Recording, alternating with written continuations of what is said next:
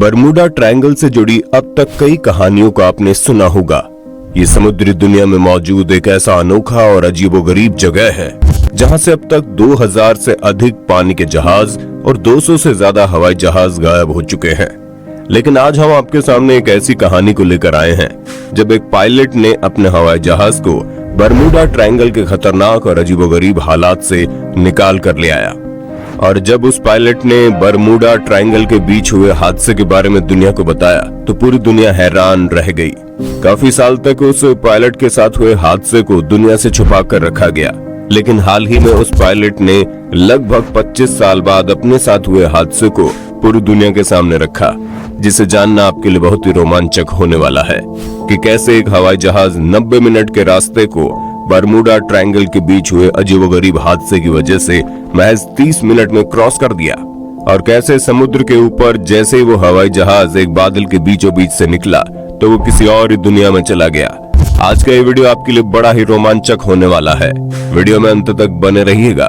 ये कहानी है 4 दिसंबर साल 1970 की, जब एक बोनांजा बीच क्राफ्ट नाम का छोटा सा जहाज 2 पैसेंजर को बैठाकर एक छोटे से एयरपोर्ट से मियामी के लिए उड़ान भर रहा था।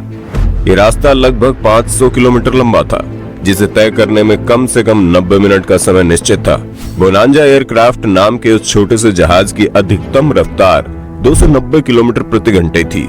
उस दिन का मौसम बड़ा ही सुहावना था। आसमान बिल्कुल साफ दिखाई दे रहा था। पायलट अपने साथ एक बिजनेसमैन और उसके बेटे को बिठाकर मियामी के लिए निकल पड़ा। वो पायलट बहुत ही अनुभवी था। उसे लगभग 600 घंटे से अधिक हवाई जहाज उड़ाने का अनुभव था। लेकिन उस दिन उस अनुभवी पायलट के साथ एक ऐसी घटना हुई जो आज तक नहीं भूल पाया। जैसे ही वो पायलट अपने एक बिजनेसमैन पैसेंजर को लेकर आगे बढ़ता है, उसके साथ अजीबोगरीब घटनाओं की शुरुआत होने लगती है। आसमान बिल्कुल साफ था और हवाई जहाज अपना पूरा रफ्तार पकड़ चुका था।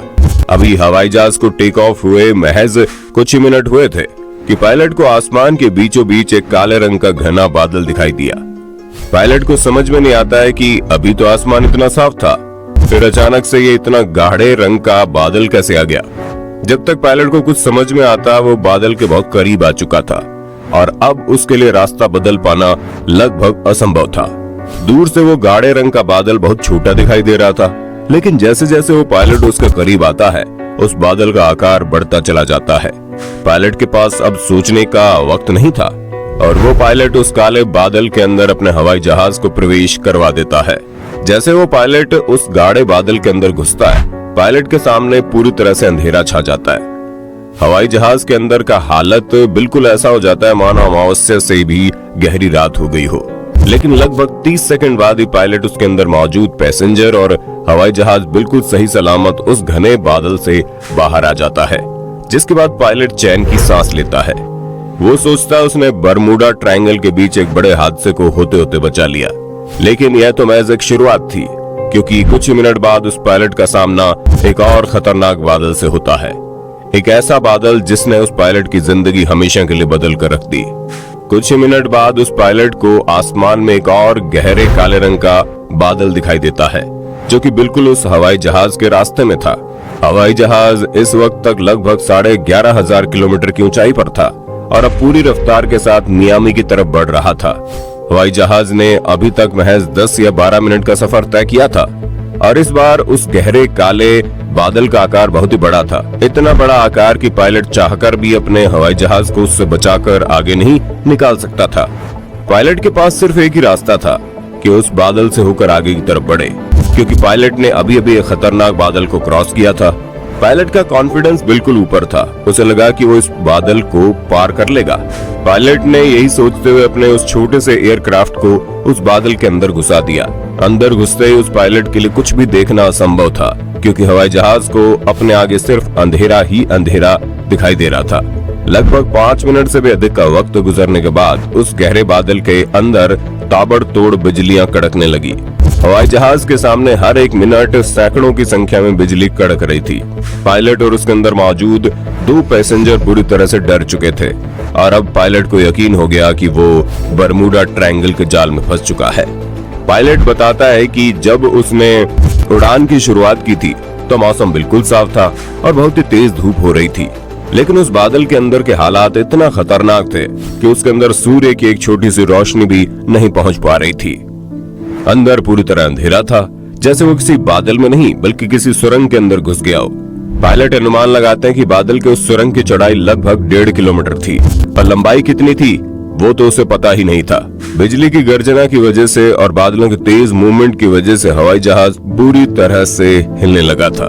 पायलट बताते हैं कि वो धीरे धीरे हवाई जहाज के ऊपर से अपना कंट्रोल खोने लगा था, लेकिन वो अपनी पूरी कोशिश कर रहा था कि हवाई जहाज को अपने कंट्रोल में रखे। पायलट को इस बात का अंदेशा होने लगा कि वो उसी भूल भुलैया में खो चुका है जहां अब तक 2000 से ज्यादा पानी के जहाज और 200 से अधिक हवाई जहाज लापता हो चुके हैं। देखते ही देखते उस गहरे काले बादल के अंदर उस हवाई जहाज को घुसे हुए 25 मिनट से ज्यादा का वक्त निकल गया, लेकिन वो बादल खत्म होने का नाम ही नहीं ले रहा था। और उससे भी अधिक हैरानी की बात तो ये है कि वो पायलट चाहकर भी अपने हवाई जहाज की दिशा को बदल नहीं पा रहा था। वो हवाई जहाज पूरी रफ्तार के साथ सीधे दिशा में निकलता जा रहा था और तभी उस हवाई जहाज को एक तेज रोशनी दिखाई दी, बिल्कुल वैसा ही जैसे सुरंग से निकलने का कोई रास्ता हो।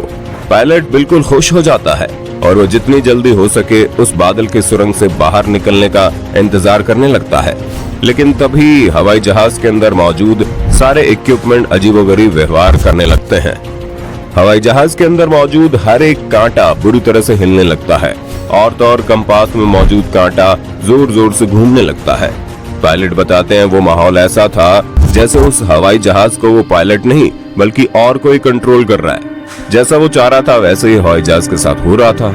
लगभग 30 मिनट की यात्रा पूरी करने के बाद वो पायलट और 2 पैसेंजर अपने हवाई जहाज के साथ उस गहरे बादल से बाहर निकल जाते हैं। लेकिन यहाँ से कहानी एक नई मोड़ ले लेती है। पायलट जैसे ही ग्राउंड पर एयर ट्रैफिक कंट्रोल से संपर्क करना चाहता है तो उसे पता चलता है कि एयर ट्रैफिक कंट्रोल के रूम में जो रडार सिस्टम रखा हुआ है उस रडार सिस्टम पर उसका हवाई जहाज दिखाई नहीं दे रहा। और उससे भी हैरानी की बात तो यह है कि हवाई जहाज को उड़ान भरे हुए सिर्फ 45 मिनट का वक्त ही बीता है और वो हवाई जहाज मियामी तक पहुंच चुका था, जबकि जिस जगह से बीच क्राफ्ट बोनांजा नाम का वो हवाई जहाज उड़ान भरा था वहां से मियामी तक जाने के लिए कम से कम 90 मिनट का समय लगना निश्चित था। हवाई जहाज सिर्फ 45 मिनट के अंदर ही मियामी एयरपोर्ट पर बिल्कुल सुरक्षित लैंड करता है, जिसके बाद मियामी एयरपोर्ट पर मौजूद कर्मचारी और उस हवाई जहाज का पायलट सबसे पहले हवाई जहाज का ईंधन चेक करता है कि आखिरकार ईंधन कितना खत्म हुआ। पायलट की आंखें खुली की खुली रह जाती हैं क्योंकि ईंधन आधे से भी कम खर्च हुआ और समय मात्र आधा लगा था। अब मियामी एयरपोर्ट पर मौजूद हर एक कर्मचारी इस बात को लेकर ताज्जुब में पड़ गए कि आखिरकार ये घटना हुई कैसे, क्योंकि अगर कोई चाह भी ले तो उस हवाई जहाज को 290 किलोमीटर प्रति घंटे से तेज उड़ा ही नहीं सकता। तो फिर महज 47 मिनट के अंदर 500 किलोमीटर की दूरी को कैसे तय किया गया। इस बात को पूरी दुनिया से छुपाए रखा गया और एयरपोर्ट से जुड़े जिम्मेदार लोग इस बात की तहकीकात करने में जुट गए कि आखिरकार बरमूडा ट्रायंगल के बीच हुए इस हादसे का जिम्मेदार कौन था। पायलट जिस तरीके से उस घटना का जिक्र करता है उसे सुनते हुए दुनिया भर के वैज्ञानिकों ने अनुमान लगाया कि ये 100% सत्य है कि बरमूडा ट्रायंगल के बीच कोई अनहोनी नहीं होती है, बल्कि वहाँ से समय की यात्रा पर निकलने का कोई रास्ता है। और दुनिया भर के वैज्ञानिक इस बात का अनुमान लगाते हैं कि बरमूडा ट्रायंगल के बीच जो घटनाएं होती हैं उसके लिए कोई और नहीं बल्कि दूसरी दुनिया के कुछ विकसित लोग जिम्मेदार हैं। दोस्तों, आपकी जानकारी के लिए बता दें कि बरमूडा ट्रायंगल का इतिहास बहुत ही पुराना है और इसके बारे में सूचना देने वाला सबसे पहला शख्स क्रिस्टोफर कोलंबस को माना जाता है। कोलंबस ही वो पहला शख्स था जिसका सामना बरमूडा ट्रायंगल से हुआ था। कोलंबस अपने एक किताब में बताते हैं जैसे वो बरमूडा ट्रायंगल के पास पहुंचे उनके कंपास ने काम करना बंद कर दिया। इसके बाद क्रिस्टोफर कोलंबस को आसमान में एक रहस्यमयी आग का गोला दिखाई दिया जो सीधा जाकर समुद्र में गिर गया।